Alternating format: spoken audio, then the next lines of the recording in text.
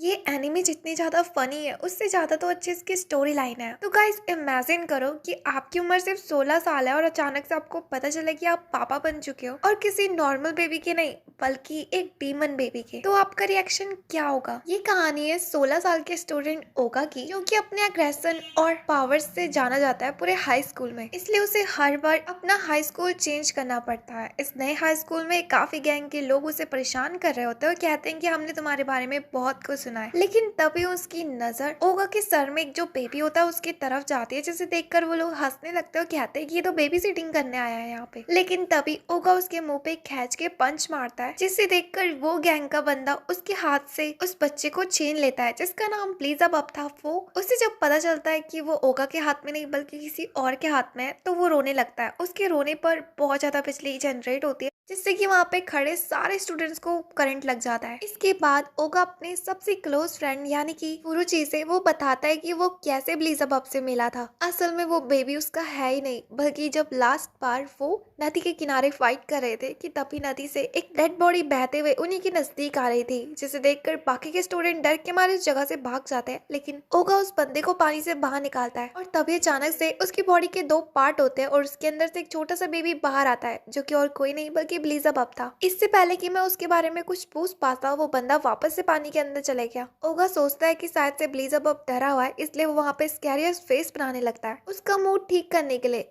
But जब वो demonic face बनाता है तो उससे ब्लीज़बब काफी ज्यादा इम्प्रेस होता है और तब से लेके अब तक वो ओगा की जिंदगी में कुंडली मार के बैठा हुआ है, यानी कि वो ओगा को एक भी सेकंड के लिए अलग नहीं होने देता। और अगर किसी ने ऐसा करा तो ब्लीज़बब रोते टाइम काफी ज्यादा बिजली के करंट मारता है, जिस पर फुरुची कहता है कि क्या बकवास कर रहे हो, मुझे तुम्हारी बात पे यकीन नहीं है। और जैसे ही वो उस बेबी को उसके हाथ से छीनता है तो उन दोनों को 440 वोल्ट का झटका लग जाता है। इसके बाद वो अगले दिन स्कूल में आते हैं गिरते पड़ते। ओगा सोचता है कि इस बच्चे का कुछ ना कुछ तो करना पड़ेगा। उसी तरह ब्लीज़बब जो कि स्कूल में बहुत ज्यादा बोर हो रहा होता है, उसे बहुत ज्यादा गुस्सा आ रही होती है, जिसे देखकर ओगा फुरुची से कहता है कि जल्द से जल्द कुछ भी खिलौना लेके आओ यहाँ पे। तो फुरुची कहता है कि आखिर इस स्कूल में मुझे खिलौना कहाँ से मिलेगा, यहाँ तो बच्चे पेन तक भी नहीं छोड़ते। लेकिन तभी फुरुची अपने बैग से पेन और कॉपी निकाल कर उसमें फेमस टीवी कैरेक्टर को ड्रॉ करता है। लेकिन ब्लीज़बब को बिल्कुल भी समझ में नहीं आता कि आखिर उसने बनाया क्या है। तो जिस पर फुरुची उसे चुप कराने के लिए उस टेडी को देने लगता है, जो कि उसने अपनी गर्लफ्रेंड के लिए खरीदा था। लेकिन ब्लीज़बब उसे भी खिड़की से बाहर फेंक देता है, इस पर फुरुची को काफी ज्यादा गुस्सा आती है। दूसरी तरफ ब्लीज़बब जो कि अब रोने लगा था,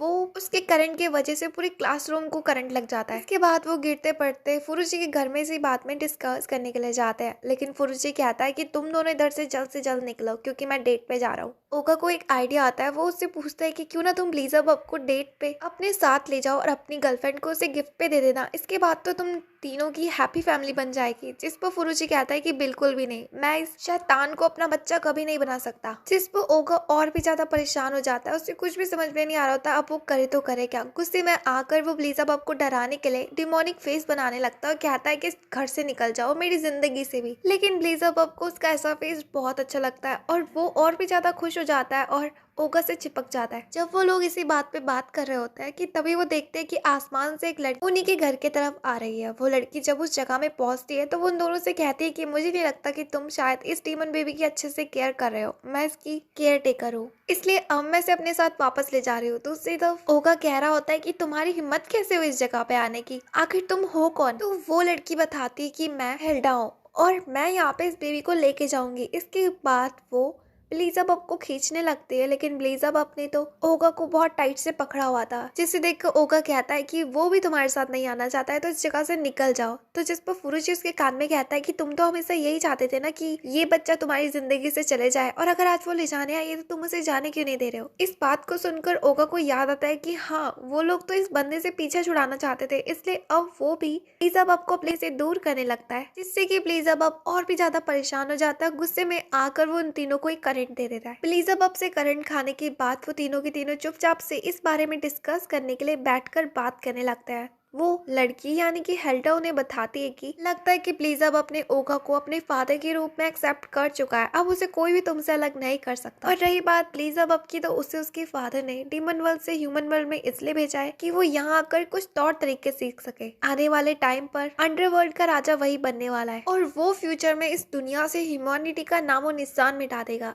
जिस पर कि फुरुची और ओगा कहते हैं कि लेकिन ये तो इतना छोटा है, आखिर ये कैसे कर सकता है। हेल्डा उन्हें बताती है कि इसके पापा को टास्क दिया गया था कि ह्यूमैनिटी को इसे अर्थ से खत्म करना होगा, लेकिन वो अपने काम से बहुत ज्यादा बिजी रहते हैं, इसलिए उन्होंने ये टास्क अपने बच्चे के ऊपर छोड़ दिया। लेकिन इससे पहले उनके बच्चे को अर्थ के तौर तरीके सीखने होंगे, जिस पर कि फुरुची ओगा के ऊपर हंसने लगता है और कहता है कि अब तुम इस बच्चे के पापा बन चुके हो, अच्छा हुआ इसने मुझे नहीं चुना। जिस पर कि ओगा बहुत ज्यादा परेशान हो जाता है और उससे कहता है कि बस मैंने कह दिया, मैं शैतान के बच्चे को फिर नहीं पालने वाला। इस बाद वो हेल्डा से कहता है कि जाकर इसे अपने बाप के पास छोड़ के आ जाओ। हेल्डा उससे कहती है कि ठीक है फिर, लेकिन उससे पहले तुम दोनों को मरना होगा। जिस पर फुरुची कहता है कि मैं क्यों, तुम दोनों की आपस की फाइट में आखिर मैं क्यों पिस रहा हूँ। जिस पर वो मेड कहती है कि तुम दोनों को इस बारे में सच पता चल चुका है, तो अब तुम दोनों को ही मरना होगा। इसके बाद वो उस बेबी को वहीं छोड़ के उस जगह से भागने लगते, लेकिन फुरुची ओगा से कहता है कि अपनी पीठ में देखो, यानी कि बेलिज़ेबब अभी भी उसी से चिपका हुआ था। जिसे देखकर ओगा उसे अपने आप से छुड़ाने की बहुत कोशिश करता है, लेकिन वो इस काम में फेल हो जाता है। दूसरी तरफ वो मेड जो कि उन सबसे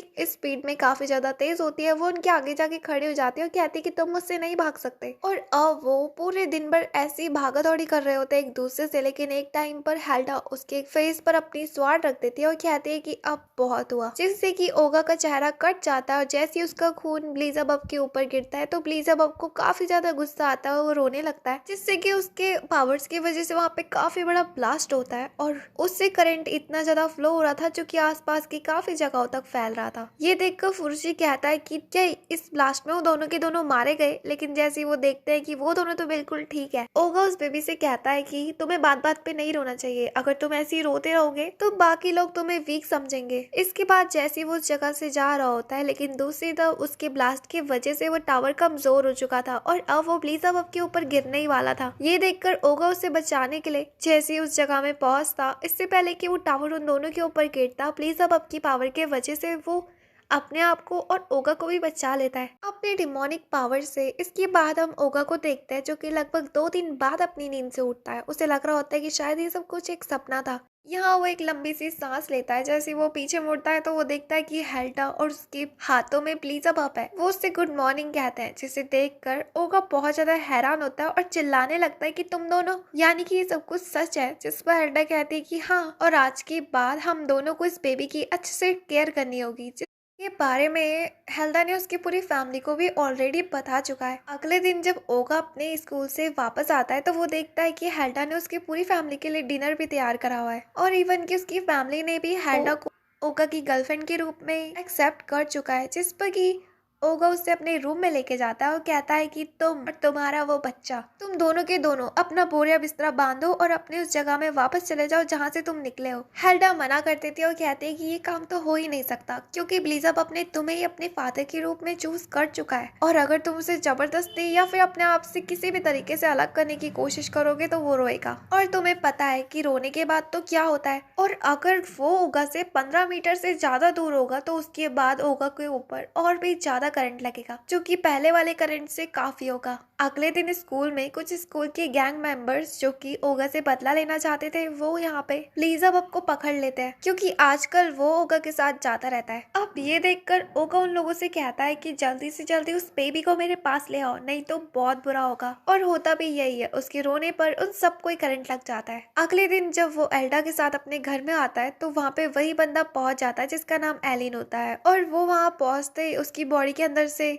फुरुची बाहर निकलता है और वो कहता है कि मैं तुमसे मिलना चाहता था, मुझे डर था कि तुम आखिर अपनी इस डीमन फैमिली के साथ एक ही छत के नीचे कैसे रह रहे हो। तो जिस पर ओगा कहता है कि तुम कुछ ज्यादा ही सोच रहे हो, वो बच्चा इतना भी ज्यादा बुरा नहीं है, देखो वो कितने प्यारी तरीके से सो रहा है। जिसके जवाब में फुरुची कहता है कि ये बच्चा तब तक ही अच्छा है जब तक ये सो रहा है। दूसरी तरफ हेल्डा उसे बताती है कि क्या कोई सोच सकता है ये बड़ा होने के बाद पूरी ह्यूमैनिटी को डिस्ट्रॉय करने वाला है। जिस पर कि वो तीनों के तीनों ही हंसने लगते हैं। यहाँ ओगा एलिन से पूछता है कि आखिर उसने उसे चूज क्यों करा, जिस पे कि एलिन बताता है कि जब वो इस बेबी को ह्यूमन वर्ल्ड में डिलीवर करने के लिए आ रहा था तो उसने वहाँ पे ओगा को देखा, जिसकी फाइटिंग स्किल को देखकर वो काफी ज्यादा इम्प्रेस हुआ। इवन कि उसे तो किसी चीज से डर भी नहीं लगता। और वैसे भी हमें बेलिज़ेबब के लिए ऐसे ही पेरेंट को ढूंढना था जो कि स्ट्रांग हो, जिससे कि वो उसकी प्रोटेक्शन कर सके और उसे अच्छे से बड़ा कर सके। जिस पर ओगा कहता है कि मुझे नहीं लगता कि बेलिज़ेबब के लिए मैं सही रहूंगा, मुझे लगता है कि शायद उसे मुझसे भी ज़्यादा पावरफुल वाले बंदे को चूज करना चाहिए। दूसरी दुनिया में हम लीजा बब की बाप को देखते हैं, जहाँ पर कि वो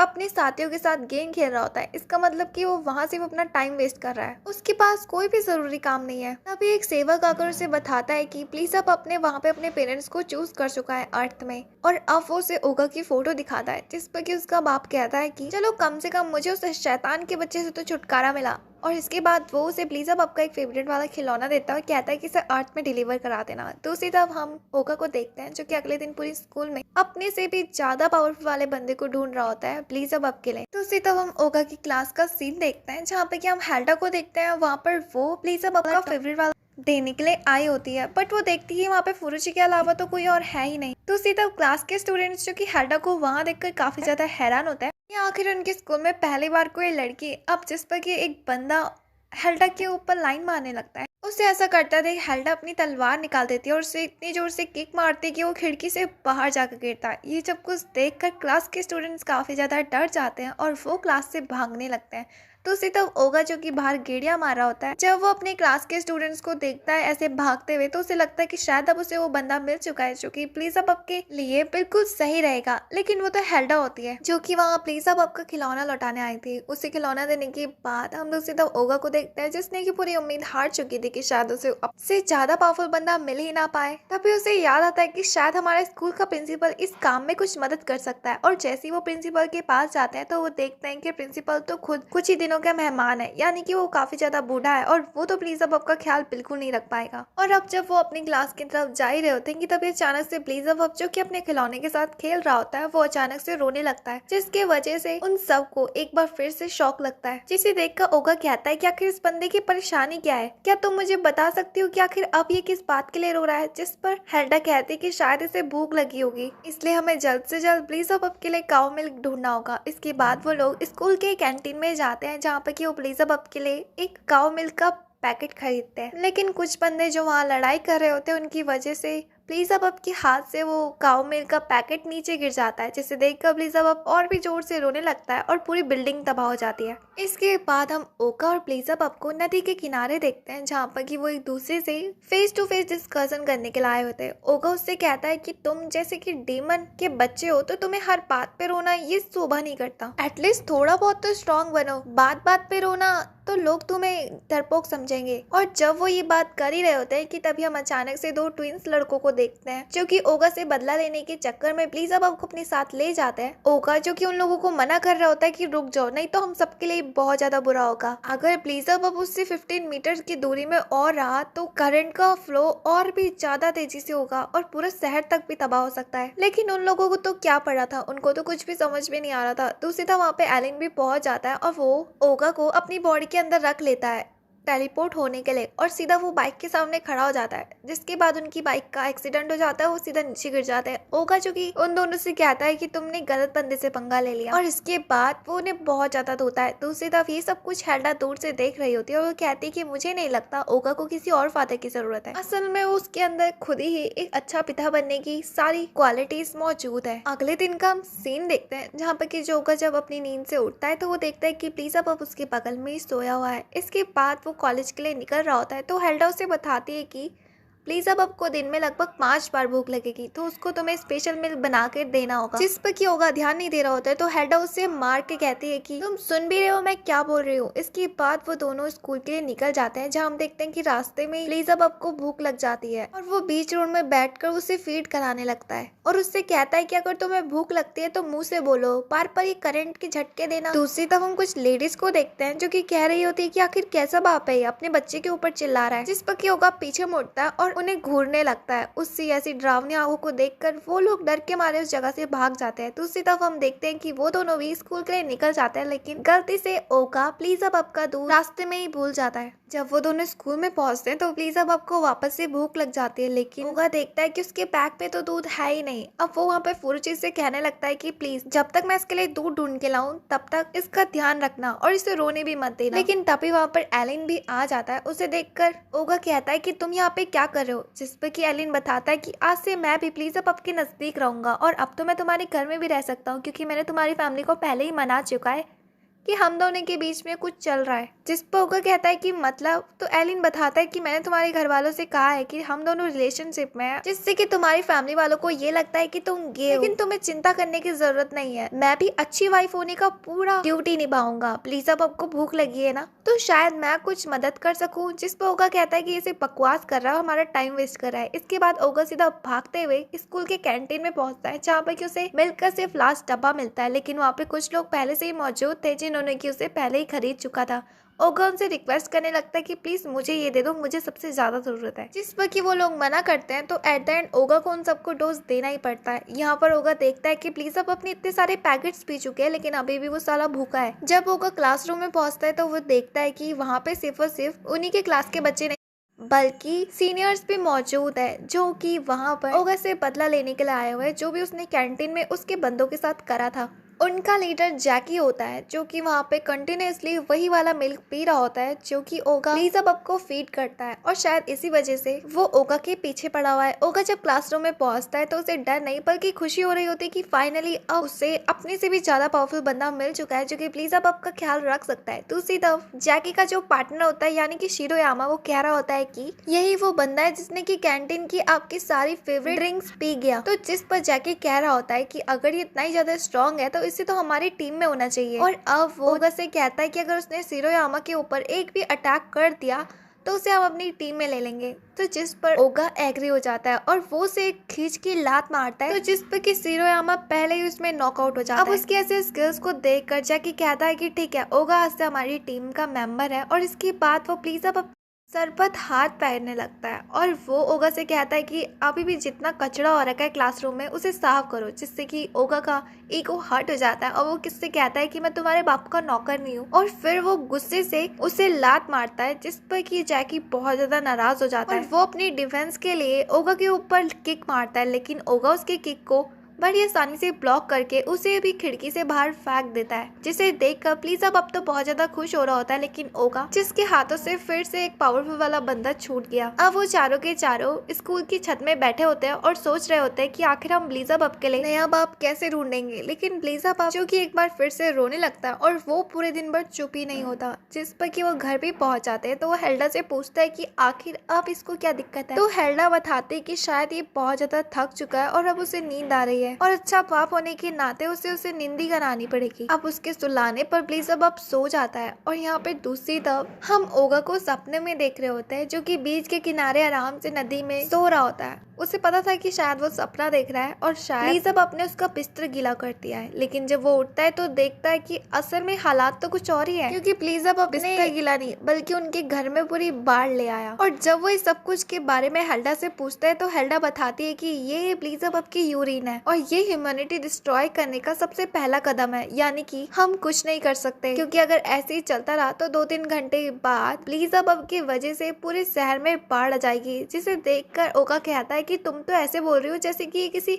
खुशी की बात हो, जल्दी से इसका कुछ उपाय करो। इसके बाद वो लात मार के लीज़ाबब को उठाता है और कहता है कि साले देख तेरे वजह से यहाँ पे क्या हो गया। वहाँ पर फुरुची भी एलिन के साथ आ जाता है। फुरुची जो कि उससे कहता है कि है बाहर तो इतनी बारिश नहीं हो रही, लेकिन जब वो उसे बताते कि असल में ये लीज़ाबब की यूरिन है तो उसे देखकर फुरुची घिन के मारे उस बाढ़ के अंदर डूबने लगता है। ओगा हेल्डा से कहता है कि एटलीस्ट थोड़ी देर के लिए तो इसके लिए कुछ करो, तो जिस पर हेल्डा उसे एक तरह का पैंट पहना देती है और कहती है कि इस मैजिकल पैंट की वजह से कुछ देर के लिए इसकी सुसु दूसरी जगह शिफ्ट हो जाएगी, लेकिन हमें कुछ ना कुछ जल्द से जल्द ढूंढना ही होगा उसका उपाय, नहीं तो पूरे शहर में सुनामी आ जाएगी। अब इसके बाद वो टीवी में एक एडवर्टाइजमेंट देखते हैं मैनी पुको पैंट का, जिसमें बताया जा रहा था कि बेबी की सुसु को ही लगभग 12 घंटे तक रोक सकता है, जिसे देखकर ओगा बिना किसी देरी के सीधा मॉल की तरफ भागने लगता है, फुरुची को उसका कमरा साफ करने के लिए कहकर। फुरुची जो कि उसका कमरा साफ कर रहा होता है वो हेल्डा को वहां देखकर उसके ऊपर लाइन मारने लगता है, लेकिन हेल्डा तो उसे भाव भी नहीं देती और उस जगह से ओगा के पीछे जाने लगती है कि वहाँ पे वो कर क्या रहा है।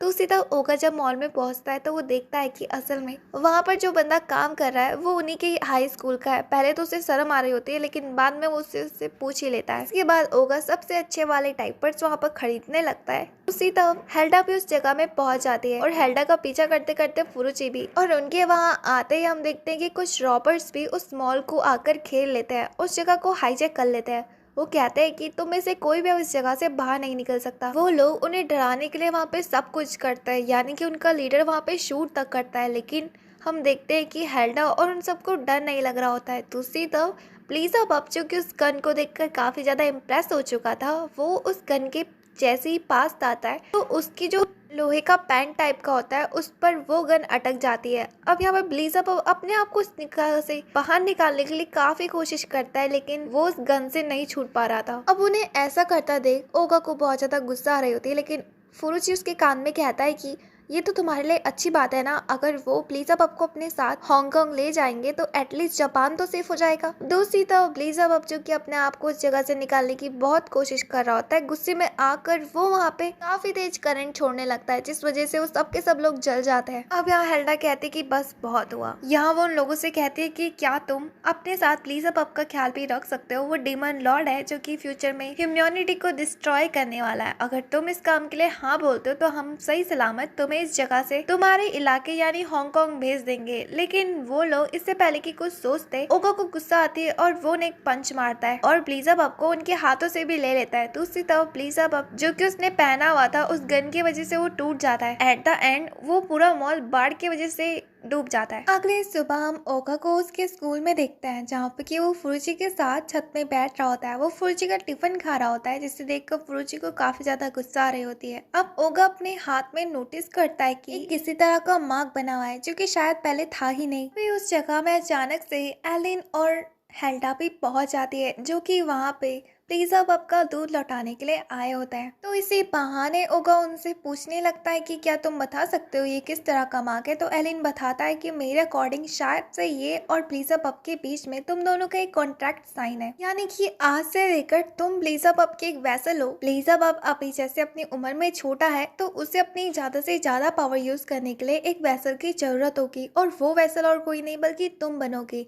यानी कि तुम जितने भी लोगों को मारोगे या फिर किल करोगे उसके पॉइंट ब्लीज़अप को मिलेंगे, और उसके बाद उसकी पावर्स और भी ज्यादा बड़ी हो जाएगी, यानी कि बाद में वो पूरी इस दुनिया को तबाह कर देगा। जिस पर ओगा कहता है कि तुम्हें ऐसा क्यों लगता है मैं ऐसा करूंगा, आज के बाद मैं किसी भी बंदे को बुली नहीं करूंगा। जिसके बाद ये कॉन्ट्रैक्ट खुद ही टूट जाएगा। जिस पर फुरुची कहता है कि मुझे नहीं लगता तुम किसी को पीटे बिना रह पाओगे, और उसकी ऐसी बातों को सुनकर ओगा उसे खींच के पंच मारता है और मुंह बंद करने के लिए कहता है। तो एलिन कहता है कि तुमने अपना प्रॉमिस तोड़ दिया। उन सब की ऐसी हरकतों को देखकर हेल्डा सोच रही होती है कि मुझे कुछ भी समझ में नहीं आ रहा। अब दूसरी तरफ हम एक बंदे को देखते हैं जो कि हेल्डा को किडनैप कराने के लिए गुंडों को पैसे दे रहा होता है, क्योंकि उन्हें लग रहा होता है कि हेल्डा शायद ओगा की वाइफ है। इस स्कूल में हम देखते हैं उन्हीं गैंग मेंबर्स को जो कि ओगा के साथ फाइट लेने के लिए आए होते हैं, लेकिन ओगा जिसने कि अपने आप से वादा करा था कि वो आज के बाद किसी भी बंदे को नहीं पीटेगा, वो वहां से चुपचाप भी लड़ाई करे उस जगह से चले जाता है। अब हम नदी के किनारे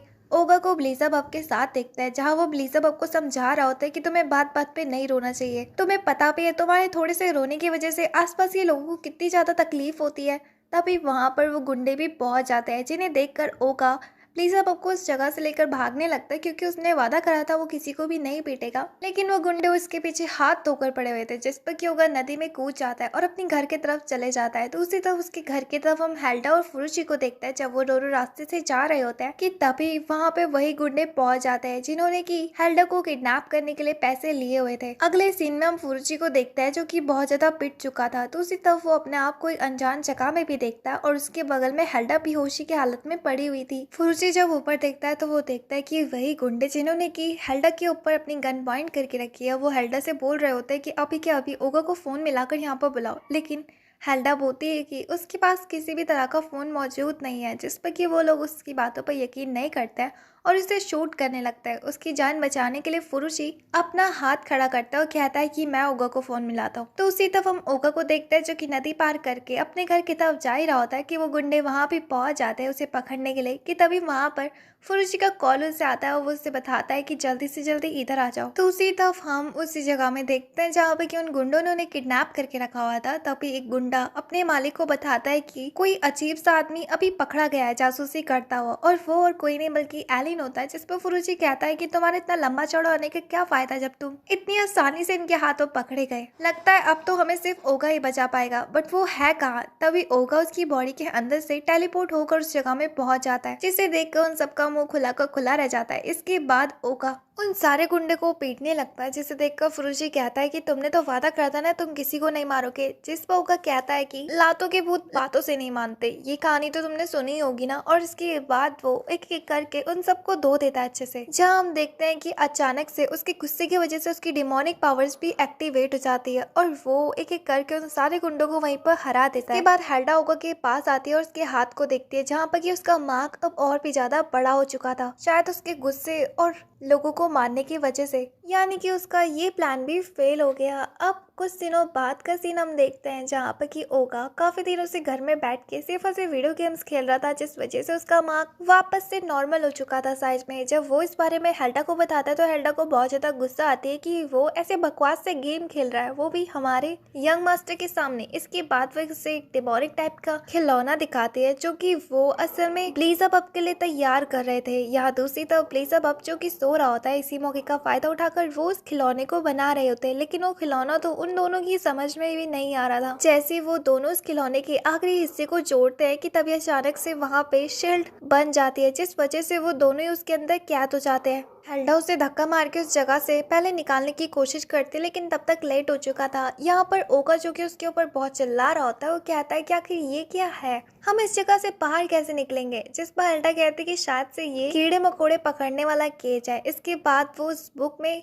यानी कि मैनुअल में पढ़ने लगती है। उसमें लिखा था कि इस केस से किसी भी तरह का मॉन्स्टर नहीं भाग सकता और इसे खोलने की चाबी सिर्फ और सिर्फ बाहर पड़े एक खिलौने में है, और अगर उस खिलौने को नहीं जोड़ा जाएगा तो ये शील्ड कभी भी नहीं निकलेगी। देखकर ओगा और भी ज्यादा डिप्रेशन में आ जाता है। वो पैनिक होने लगता है और कहता है कि अब हम करें तो करें क्या, क्योंकि ये शील्ड तो साउंड प्रूफ है, इसके अंदर का साउंड बाहर भी नहीं जा सकता। यानी कि अब वो प्लीजा बब को भी नहीं उठा पाएंगे। और अब कुछ समय बाद जब प्लीजा बब अपनी नींद से जागता है तो वो उन दोनों को उसी केज के अंदर बंद देखता है, जिसे देख कर तो उसे कुछ भी समझ में नहीं आ रहा होता। तो तभी हेल्डा और ओगा उससे इशारे करके बताने लगते कि उसे ब्लॉक्स के साथ खेलना चाहिए। तो जिस पर प्लीजा बब उन ब्लॉक्स के पास जाता है और वो खेलते खेलते उस ब्लॉक को बेड के नीचे फंसा देता है, जिसे देखकर तो ओगा और भी ज्यादा परेशान हो जाता है। तभी थोड़ी देर बाद प्लीजा बब एक बार फिर से कोशिश करता है और वो उस सर्कल वाले ब्लॉक को ट्रायंगल शेप में डाल रहा होता है, जिसे देखकर ओगा कहता है कि ये तो मेरी सोच से भी ज्यादा गवाह निकला, ट्रायंगल और सर्कल में अंतर भी नहीं पता। दूसरी तरफ प्लीजा बब जो कि इरिटेट हो चुका था, वो उस ब्लॉक को ही तोड़ देता है। उसे तोड़ने के बाद प्लीजा बब काफी ज्यादा खुश हो रहा होता है, जिस वजह से दूसरी तरफ ओगा अपना आउट ऑफ कंट्रोल हो जाता है। वो गुस्से में आकर उस केज के ऊपर खींच के पंच मारता है, जिससे कि वो केज ही टूट जाता है। उसकी डिमोनिक पावर के वजह से हेल्डा अपने मन में सोच रही होती है कि इस बार तो प्लीजा बब की उसके पास नहीं था, तब भी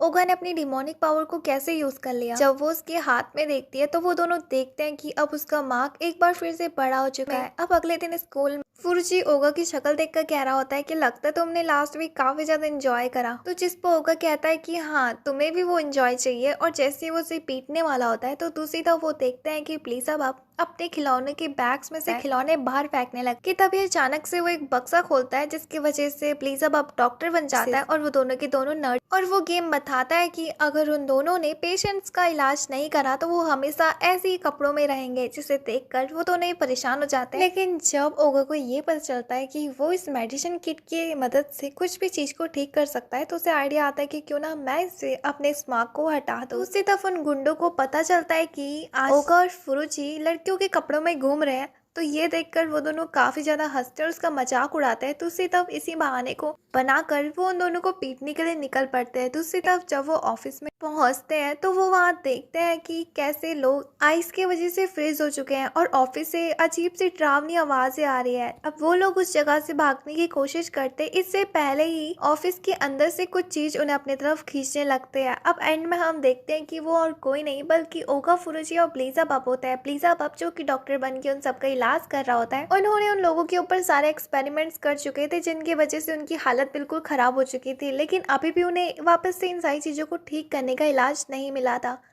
कि तभी उनकी नजर प्लीजा बब के सर में एक लाइट होती है, उसके ऊपर जाती है और जैसे ही वो उसे ऑन करते हैं तो सारी चीजें वापस से नॉर्मल हो जाती है। ओगा देखता है कि उसके हाथ का मार्क भी जा चुका है बिल्कुल सही तरीके से, लेकिन वो गुंडे होश में आने के बाद ओगा के साथ फाइट करने लगता है, तो जिस पर ओगा भी गुस्से में आकर उन सबको अच्छे से धो देता है। यानी कि एक बार फिर से उन दोनों को कॉन्ट्रैक्ट ठीक हो गया। उसके हाथ में भी वो मार्क वापस आ जाता है उन लोगों को पीटने की वजह से। घर में आने के बाद हेल्डा जब उसके मार्क को नोटिस करती है तो वो ओगा से कहती है कि लगता है तुम अपनी अच्छे पेरेंट होने की ड्यूटी निभा रहे हो। तो उसी तरफ स्कूल में हम उन्हीं गुंडों को देखते हैं जो कि हॉस्पिटल में एडमिट हुए होते हैं, और दूसरी तरफ वो लोग भी वहाँ पर पहुंच जाते हैं। वो लोग आपस में डिस्कस कर रहे होते हैं, जहाँ बातचीत के बीच में वो एक लड़की के बारे में जिक्र करते हैं जिसका नाम इशियामा था। इवन की सारी स्कूल्स की लड़कियां उससे डरती है और वो इतनी ज्यादा पावरफुल है कि कोई लड़का भी उसके साथ फाइट नहीं करता। और कुछ ही दिनों में वो हमारे हाई स्कूल में भी ट्रांसफर होने वाली है। अब दूसरी तरफ हम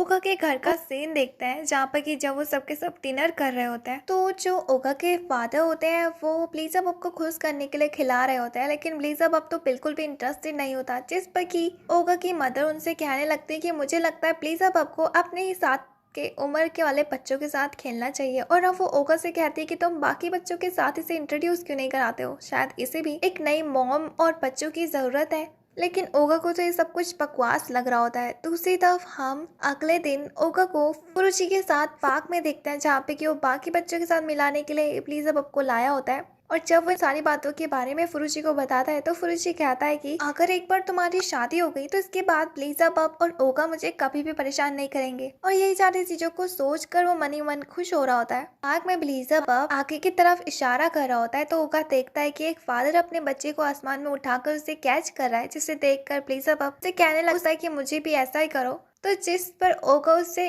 काफी दूर तक फेंक देता है और उसके नीचे गिरने से पहले वो उसे पकड़ने के लिए भागने लगता है। तो उसी तरफ हम पार्क में कुछ औरतों को देखते हैं जो कि आपस में बातें कर रहे होते हैं। तुमने एक लड़के के बारे में सुना है कि वो एक बच्चे का ख्याल रख रहा है, आखिर वो किस तरह का बाप है, आज तक उसने उसे चट्टी तक भी नहीं पहनाई, कब से नंगा ही घूमता रहता है। ऐसे लापरवाह पेरेंट्स का भी क्या फायदा। तभी वो एक 17 साल की लड़की को नोटिस करते हैं जिसका नाम आईचन होता है। वो उस जगह से एक बच्चे के साथ जा रही होती है, तो वो लड़कियां अपने आपस में बात करने लगती है कि तुम जानती हो आखिर अभी इसकी उम्र ही क्या है। ये लगभग 17 साल की और एक सिंगल मदर है। इससे पहले कि वो उसके बारे में बुरा सुरा बोलती है, आईचन पीछे मुड़कर उन्हें जवाब देने वाली होती है कि तभी अचानक से उसके पीछे से कोई भागते हुए आगे की तरफ जाता है, जिसे देखकर वो भी हैरान हो जाती है क्योंकि वो और कोई नहीं बल्कि ओगा होता है जो कि ब्लीज़अप को कैच करने के लिए भाग रहा होता है। सही टाइमिंग में वो उसे कैच भी कर लेता है। तो उसी तरह वही औरतें ओगा और उस बच्चे को देखकर पहचान लेती कि ये तो वही दोनों है। अब जिस पर ओगा उनको हाय बोलता है, लेकिन उसकी क्रीपी की स्माइल की वजह से वो पेरेंट्स और उसके बच्चे सबके सब डर के मारे उस जगह से भाग जाते हैं। इसके बाद ओगा आईचन को हाय बोलता है और वो दोनों साथ में बैठकर बात करते हैं, जहाँ पर ओगा उसके सामने एक तरह की शर्त रखता है, यानी कि वो उसे ब्लीज़अप की मॉम बनने के लिए बोल रहा होता है। जिस पर आईचन कहती है कि मैं तो तुमसे पहली बार मिली हूँ, आखिर अचानक से हम दोनों एक दूसरे से कॉन्ट्रैक्ट कैसे कर सकते हैं। तुम्हारे अंदर लगभग 2-3 काबिलियत तो होनी चाहिए। अब जिसके बाद ओगा उसे दिखाने लगता है कि उसे अच्छे से पता है बच्चे किस तरह का डायपर पहनते हैं और उनका ख्याल कैसे रखा जाता है। इसके बाद ओगा आईचन का हाथ पकड़ता है और कहता है कि मुझे तुमसे एक जरूरी बात करनी है। जिस पर आईचन को लगता है कि शायद से वो ओगा उसे प्रपोज करने वाला है, लेकिन असल में ओगा तो बोल रहा होता है कि पहले ये देख लेते हैं हम दोनों की बेबीज एक दूसरे से दोस्ती करना भी चाहते हैं। इसके बाद वो उन दोनों के बीच में WWE रखवाता है, जहाँ पर कि ब्लीज़अप बड़ी आसानी से हार जाता है उस बच्चे से। और जैसे ही वो वहाँ पे रोने वाला होता है कि तभी वहाँ पर एलिन उसे एक खिलौना देकर वापस से उस जगह से भागने लगता है। जैसे ही ओगा उस खिलौने से ब्लीज़अप को चुप कराने के लिए रब करता है तो वो खिलौना उसी के मुंह में फट जाता है। इसके बाद वो एलिन को गालियां देने लगता है और कहता है कि इस कमीने को इसी तरह का खिलौना मिला था क्या इस टाइम पर। और जैसे ही वो पीछे देखता है तो वो देखता है कि वहाँ तो बच्चे मौजूद ही नहीं है। डर के मारे वो उन सबको बहुत जगह ढूंढने लगता है, तो वो उन्हें रेत के पास देखता है जहाँ पर कि वो दोनों साथ में मिलकर खेल रहे होते हैं। कि तभी वहाँ पर वही लेडीज भी आ जाती है अपने साथ एक पुलिस ऑफिसर को लेकर। वो कहती है कि देखिए यही वो बंदा है जिसने कि हमारे बच्चों को अजीब से खिलौने को दिखाकर डराने की कोशिश करी। प्लीज ऑफिसर आईचन को देखता है, वो तो उसे नॉर्मल लगती है, पर जैसे वो ओगा के हाथ में उस टैटू को देखता है तो उसे लगता लगता है कि शायद वो एक गैंगस्टर है, इसलिए अब वो उसे अरेस्ट करने के लिए ले जा ही रहा होता है। तो जिस पर आईचन पहले उस पुलिस ऑफिसर को समझाने की कोशिश करती है, लेकिन वो नहीं समझता। इसलिए आईचन उसे इस खींच के थप्पड़ मारने वाली थी कि इससे पहला ओगा उसे थप्पड़ मार के कचड़े के डब्बे में फेंक देता है, जिस पर वो ऑफिसर कहता है कि तुम्हें तो मैं देख लूंगा। दूसरी तरफ ओगा उस जगह से चले जाता है। आईचन उसके स्किल से काफी ज्यादा इम्प्रेस होती है, बट उसे सिर्फ एक ही चीज का गम हो रहा होता है कि उसने उससे उसका नाम क्यों नहीं पूछा। दूसरी तरफ हम आईचन को देखते हैं जहाँ पर कि जब वो अपने घर में पहुंचती है तो वहाँ पे काफी स्टूडेंट्स उसका पहले से ही इंतजार कर रहे होते हैं। वो उससे कह रहे होते हैं कि आखिर आज आप इस कपड़ों में बाहर क्यों गई थी। हमें यहाँ पता चलता है कि आईचन और कोई नहीं बल्कि इशुयामा है, जिसके बारे में वो गैंगस्टर यानी कि उस हाई स्कूल के गुंडे आपस में बात कर रहे होते हैं। असल में इशुयामा अपने गर्ल्स ग्रुप की लीडर है। अगली सुबह हम उरुचि को देखते हैं जो कि ओगा के घर आया होता है उसे लेने के लिए। वो दोनों जब स्कूल की तरफ जा ही रहे होते हैं तो वो उसे बताता है कि तुमने इशुयामा के बारे में पहले कभी सुना है, वो हमारे स्कूल में स्टूडेंट है, आज तो वो हमारे स्कूल में भी आने वाली है। मैं तो अभी से एक्साइटेड हूँ, मैंने सुना है कि वो बहुत ज्यादा खूबसूरत भी है। दूसरी तरफ स्कूल में सबके सब स्टूडेंट्स काफी ज्यादा इम्प्रेस हो रहे होते हैं। वो बोलते हैं कि वाकई में आखिर कोई इतना खूबसूरत कैसे हो सकता है। दूसरी तरफ वो लड़की और कोई नहीं बल्कि इशुयामा थी अपने गर्ल्स के साथ। पुरुषों से देखकर तो बिल्कुल पिघल जाता है। इसके बाद वो उससे मिलने के लिए जाने लगता है। वो ओगा को भी अपने साथ खींचने लगता है जो कि बिल्कुल भी इंटरेस्टेड नहीं था। दूसरी तरफ हम इशुयामा को देखते हैं जो कि काफी ज्यादा पावरफुल थी, इवन कि कोई भी उसके साथ पंगा लेने के लिए तैयार नहीं था क्योंकि उसकी स्किल्स इतनी ज्यादा अच्छी थी। असल में वो स्कूल में ओगा को ही ढूंढने के लिए आई थी क्योंकि उसे उससे बदला लेना था। जो भी मैस वो आजकल स्कूल में खड़ा कर रहा है, इतने सारे लोगों को बुली कर रहा है। तभी वहाँ पर ओगा और फुरुची भी भागते भागते पहुंच जाते हैं जो कि असल में वहाँ पे इशुयामा को देखने के लिए आए हुए थे। ओगा का नाम सुनकर जैसी आईचन पीछे मुड़ती है तो वो ओगा के ऊपर अपनी स्वार रख देती है और वो उसे पहचान लेती है, बट असल में ओगा उसे नहीं पहचान पाता। लेकिन उसे लग रहा होता है कि शायद ये बच्चा उसे जरूर पहचान लेगा। तभी वहाँ पर सारे के सारे स्कूल के स्टूडेंट्स भी पहुंच जाते हैं और वो वहाँ पे ओगा को चेयर्स करने लगता है इशुयामा के साथ फाइट करने के लिए। लेकिन ओगा जो कि बिल्कुल भी मूड में नहीं होता फाइट करने के लिए, वो फाइट करने से साफ मना कर देता है। दूसरी तरफ इशुयामा गुस्से में आकर उसके ऊपर एक डेडली अटैक करती है, लेकिन वो उसे बड़ी आसानी से डॉज कर लेता है। दूसरी तरफ ब्लीज़ाबब जो कि आईचन को देखकर बहुत खुश हो रहा होता है, वो उसके पास जाने की कोशिश भी कर रहा होता है और उसे ऐसी हरकतें करता देख ओगा आईचन के पास आता है और कहता है कि क्या तुम ब्लीज़ाबब की मॉम बनोगी, और उसे ऐसा बोलता देख पूरा का पूरा स्कूल शांत हो जाता है। दूसरी तरफ आईचन जो कि बहुत ज्यादा नर्वस हो जाती है, उसके दोनों गाल लाल हो जाते हैं। दूसरी तरफ वो चिल्लाने लगती है और उस जगह से भाग जाती है। उसकी ऐसी हरकतों को देखकर किसी को भी समझ में नहीं आता। अब जब आईचन अपनी क्लासरूम में बैठी होती है तभी उसके साथ की लड़कियां भी पहुंचती है और कहती है कि आखिर तुम उस ओगा के बच्चे से कैसे डर के मारे भाग गई, आखिर वो ओगा ऐसे चीप ट्रिक्स को कैसे यूज कर सकता है तुम्हारे साथ फाइट में जीतने के लिए। लेकिन दूसरी तरफ आईचन जो कि बिल्कुल ख्वाबों में डूबी होती है, वो सोच रही होती है कि आखिर जो ओगा ने डील रखी थी वो इतनी ज्यादा बुरी भी नहीं थी। उसे ऐसी हरकतें करता देख उसकी दोस्त काफी ज्यादा हैरान होती है और कहती है कि आखिर से हो क्या गया है, जब भी वो ओगा के नजदीक जाती है तो वो अपने मकसद को कैसे भूल जाती है। हमें तो कुछ भी समझ में नहीं आ रहा। अब लगता है कि शायद हमें अपने प्लान को अंजाम देना पड़ेगा। दूसरी तरफ हम ग्राउंड में ओगा और फुरुची को देखते हैं। फुरुची जो कि काफी ज्यादा गुस्सा हो रहा होता है, वो कह रहा होता है कि अच्छा मतलब सारी इस दुनिया की लड़कियों को तुम ही ले जाओ, जिसे भी मैं पसंद करता, पहले हेल्डर और अब तो तुमने इशुयामा को भी पसंद कर लिया। दूसरी तरफ क्लासरूम में हम आईचन और उसके दोस्तों को देखता है। उसकी दोस्त आईचन से पूछती कि क्या तुम हमें सच से बताओगे कि तुम और उस ओगा के बीच में चल क्या रहा है। तो जिस पर आईचन पहले उसे बताने से साफ मना कर देती है, लेकिन बाद में वो बोलती है कि वो इतना ज्यादा बुरा भी नहीं है, इवन कि जो बच्चा उसके साथ रहता है वो भी कितना ज्यादा क्यूट है ना। लेकिन उन दोनों दोस्तों को लग रहा होता है कि शायद से उनकी लीडर पागल हो चुकी है। नीचे हम ओगा और फुरुची को देखते हैं। ओगा जो कि अपने मन में सोच रहा होता है कि शायद इतनी पावरफुल लड़की के अलावा मुझे नहीं लगता कि दुनिया में मुझे और कोई मिलेगा ब्लीज़ाबब के लिए। और अब वो कहता है कि मैं ब्लीज़ाबब को इशुयामा को लौटाने के लिए कुछ भी करूंगा। तभी वहाँ पे हेल्डा भी पहुंच जाती है ब्लीज़ाबब का दूध लेके और वो उसे फीड करने लगती है कि तभी वहाँ पर ओगा से बदला लेने के लिए स्कूल के कुछ गैंगस्टर्स भी आ जाते हैं, जिससे कि हेल्डा अकेले ही उन सबको पीट देती है। अब लड़ाई की वजह से पूरा का पूरा स्कूल भीड़ जमा के खड़ा हो चुका था। तभी इन सारी चीजों को आईचन भी देख रही होती है, लेकिन वो ओगा के साथ एक वुमेन को देखकर काफी ज्यादा हैरान होती है और वो हेल्डा के बारे में बाकी स्टूडेंट्स से पूछती है। तो वो स्टूडेंट्स बताते हैं कि असल में वो ओगा की वाइफ है, क्योंकि इस स्कूल में बच्चों को तो सिर्फ यही लगता है। जिसे सुनकर आईचन काफी ज्यादा हैरान होती है और टूट जाती है। और अब थोड़ी देर बाद हेल्डा के पास आईचन की दोनों दोस्त आती है और उससे कहती है कि आईचन ने तुम्हें मिलने के लिए बुलाया है। जिम्नास्टिक की जगह पे हम उन दोनों को देखते हैं जहाँ पर कि वो एक दूसरे के आमने सामने होते हैं और एक दूसरे से लड़ने लगते हैं। वेल, ये था इसका पार्ट 1। उम्मीद है कि आपको पसंद आएगा, और अगर आपको इसका पार्ट 2 भी चाहिए तो कमेंट करके जरूर बताना। तब तक के लिए बाय बाय।